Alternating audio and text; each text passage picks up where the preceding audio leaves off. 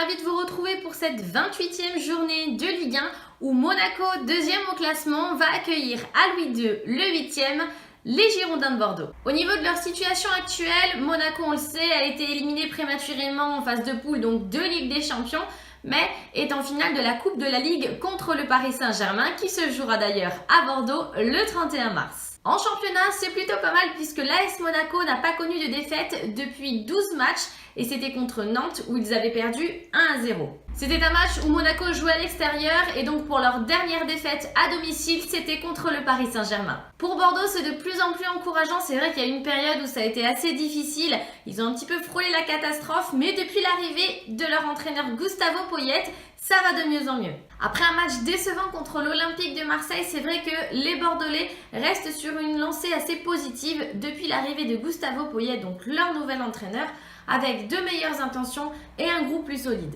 Toutes ces bonnes choses, on les a vues par exemple sur le match à domicile contre Nice, où malheureusement ils se sont quittés sur le score de 0-0. Mais c'est vrai que voilà, on a vraiment vu sur ce match-là une domination bordelaise. Donc ça, c'est quelque chose qu'il va falloir garder contre l'AS Monaco, qui va être un match avec un petit peu plus de niveau encore. Pour Monaco, même chose, ils ont réussi à prendre un seul petit point sur leur dernier match de championnat, c'était contre Toulouse. Ce qui est dommage, c'est vrai qu'à la base, Monaco menait 3-1 et finalement Toulouse est revenu à 3-3 avec bien sûr un pénalty un petit peu généreux, mais quand même. Au niveau des deux effectifs, il y a pas mal de choses à dire sur ce match-là. Premièrement, Swalio Maïté, donc le milieu de terrain qui a été prêté par Monaco à Bordeaux, ne pourra pas jouer ce match en raison d'une clause qui a été établie au moment du prêt.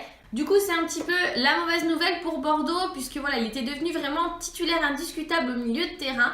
Donc là, on va voir qui va prendre possession des lieux à sa place. On pouvait penser à ce que Sankaré récupère donc sa place, mais il était absent à l'entraînement cette semaine. Donc je suis amenée à penser plutôt que ce soit Valentin Vada qui soit titularisé ce vendredi contre Monaco. Malcolm, suite à sa simulation contre Lyon, a écopé donc de 2 matchs de suspension.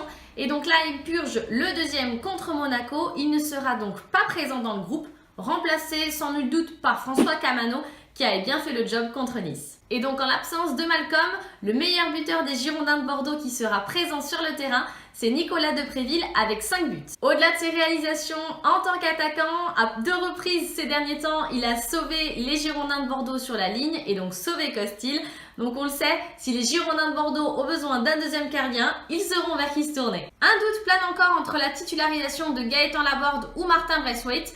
On verra ça sur les infos de dernière minute pour ce match. Du côté de Monaco, Glick est également suspendu, donc on va voir un petit peu qui sera titularisé aux côtés de Jemerson. Et Falcao, blessé à la cuisse depuis le début du mois, a repris l'entraînement, donc ça peut être une bonne nouvelle pour les Monégasques. En tout cas, ce serait bien puisque Keita Baldé s'est également blessé à la cuisse contre Toulouse. Donc même si Jovetic joue bien l'intérim, ce serait bien pour les Monégasques que Falcao puisse effectuer son retour. Statistiquement, sur les 3 dernières confrontations, Monaco s'est imposé 3 fois. Cette fois-ci, on le sait, les Monégasques sont deuxième au classement et ils vont tout faire pour pouvoir s'imposer à domicile, pour pouvoir maintenir leur avance sur l'Olympique de Marseille. En tous les cas, d'après ce qu'a déclaré Youssouf Sabaly, le latéral droit des Girondins de Bordeaux, ils n'auront rien à perdre. Ils vont essayer de jouer et de concrétiser au mieux leurs occasions parce que les Bordelais 8e au classement sont à 3 points du 5e et donc vont tout faire pour pouvoir rester dans la course à l'Europe. Malgré tout ça, les Monégasques restent favoris et notre ami vrai parieur pense qu'ils vont s'imposer. Au niveau des cotes, la victoire de Monaco est à 1,55. Le nul est à 3,90 et 5,40, c'est la grosse cote pour la victoire de Bordeaux. Voilà tout pour ce match de vendredi soir. En tous les cas, je vous souhaite de passer une très bonne fin de semaine. Et cette semaine, j'ai prévu de vous faire 2 vidéos. Donc, je vous retrouve très prochainement pour l'analyse de l'avant-match Barcelone-Atlético. Ciao, ciao les deux pidop!